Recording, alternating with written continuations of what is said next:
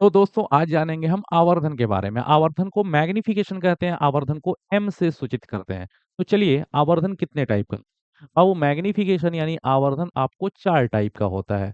पहला है रेखीय आवर्धन जिसको हम लोग लीनियर मैग्नीफिकेशन कहते हैं, ठीक है?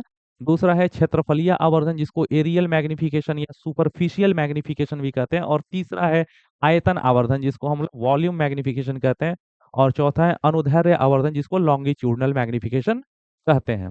तो चलिए बात करते हैं रेखीय आवर्धन की, ठीक है? तो देखिए, ये एक अवतल दर्पण है। अवतल दर्पण के सामने कोई ऑब्जेक्ट रखेंगे यहाँ पे।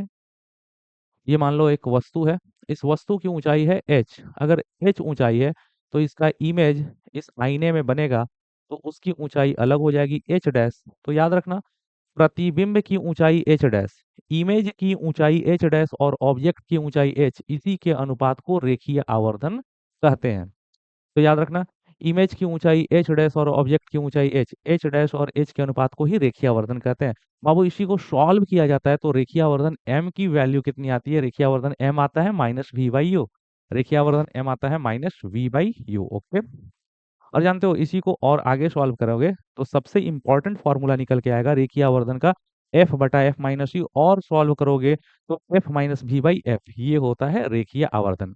दूसरा है क्षेत्रफलीय आवर्धन। क्षेत्रफलीय आवर्धन को एरियल या सुपरफिशियल मैग्नीफिकेशन कहते हैं। देखो, यहाँ कोई शादी का कार्ड है और ये शादी का कार्ड अवतल दर्पण के सामने रखेंगे। तो कार्ड रखेंगे तो उसका इमेज सी और एफ के बीच बनेगा।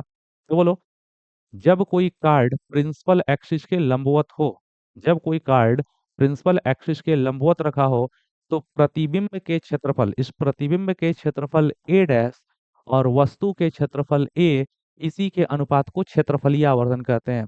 यानी M areal, areal magnification M areal बराबर इमेज का एरिया बटा ऑब्जेक्ट का एरिया। और जानते हो एरियल मैग्निफिकेशन निकालते हैं तो लीनियर मैग्निफिकेशन का स्क्वायर आता है, ठीक है?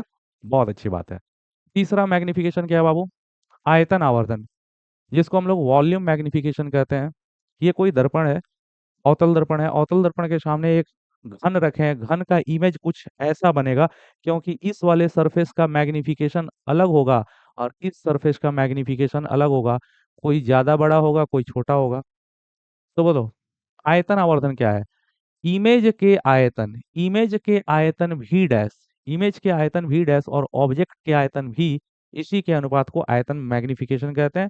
तो वॉल्यूम मैग्निफिकेशन एम भी बराबर भी डैश भाई भी, यानी इमेज का आयतन बटा ऑब्जेक्ट का आयतन। एंड बाबू चौथा आवर्धन है अनुदैर्ध्य आवर्धन जिसको हम लोग लॉन्गिट्यूडनल मैग्निफिकेशन कहते हैं।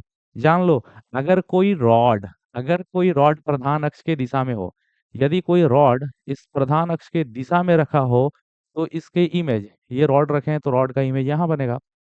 अगर कोई रॉड प्रिंसिपल एक्सिस के दिशा में रखा हो तो इसके इमेज की लंबाई, ऊंचाई नहीं है, इमेज की लंबाई v2 - v1 और ऑब्जेक्ट की लंबाई u2 - u1, v2 - v1 और u2 - u1 के अनुपात को ही लॉन्गिट्यूडनल मैग्निफिकेशन कहते हैं। बाबू v2 - v1 को कहते हैं डेल्टा v, u2 - u1 को डेल्टा u। और अगर ये रॉड छोटा हो, छोटे ऑब्जेक्ट के लिए delta v by delta u बदल जाता है dv/du में।